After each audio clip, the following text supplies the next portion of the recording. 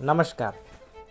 તમે તમારી જાતને એક સારા માણસ માનો છો ને, તો કોઈને નુકસાન પહોંચાડવાનું તો તમે સપનામાં પણ નહીં વિચારી શકો. જો કોઈ મોટો અધિકારી તમને ઓર્ડર આપે કે સામે બેઠેલા એક નિર્દોષ માણસને 450 વોલ્ટનો જીવલેણ ઇલેક્ટ્રિક કરંટ આપો, તો શું તમે આપશો? તમારો જવાબ કદાચ ના હશે. પણ વિજ્ઞાનનો એક પ્રયોગ સાબિત કરે છે કે તમારામાંથી 65% લોકો આરામથી કોઈનો જીવ લઈ શકે છે. આવો જાણીએ ઇતિહાસના સૌથી ડરામણા સાયકોલોજી પ્રયોગ વિશે.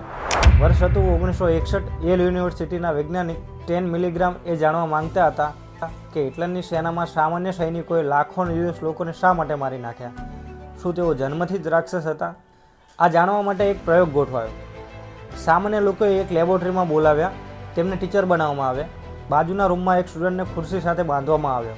નિયમ એવો હતો કે સ્ટુડન્ટ જેટલા ખોટા જવાબ આપે, ટીચરે તેને મશીનથી ઇલેક્ટ્રિક શોક આપવાનો. 15 વોલ્ટથી શરૂ કરીને 450 વોલ્ટ સુધી.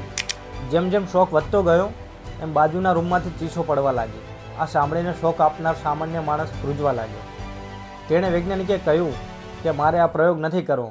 પણ સફેદ કોટ પહેરીને ઊભેલા એ વૈજ્ઞાનિકે કડક અવાજમાં માત્ર એટલું જ કહ્યું, પ્રયોગ પૂરો કરવા માટે તમારે આ કરવું જ પડશે. અને હવે સાંભળો, સૌથી મોટો ટ્વિસ્ટ, પેલો સ્ટુડન્ટ કોઈ અસલી માણસ નહોતો, એ માત્ર એક એક્ટર હતો. અને અવાજ રેકોર્ડિંગ વાગતું હતું. અસલી પ્રયોગ તો પેલો કરંટ આપના ટીચર પર થઈ રહ્યો હતો. વૈજ્ઞાનિકોને લાગતું હતું કે માંડ 1-2% લોકો જ 450 વોલ્ટ સુધી જશે. પણ રિઝલ્ટ જોઈને આખી દુનિયા હચમચી ગઈ. 65% સામાન્ય લોકોએ માત્ર એક વૈજ્ઞાનિકના ઓર્ડરને કારણે સામેવાળા માણસને મારી રહ્યો હતો. 450 વોલ્ટનું છેલ્લું બટન દબાવી દીધું. આ પ્રયોગે સાબિત કર્યું કે રાક્ષસ ક્યાંય બહાર નથી હોતો. જ્યારે કોઈ પાવરફુલ વ્યક્તિ ઓર્ડર આપે ત્યારે સારામાં સારો માણસ પોતાની વિચારવાની શક્તિ ગુમાવી દે છે અને કોઈ પણ માણસનો જીવ લઈ શકે છે. અને આવા જ વિડીયો જોવા માટે સબસ્ક્રાઈબ કરો, લાઈક કરો અને કોમેન્ટ જરૂરથી કરજો. આભાર.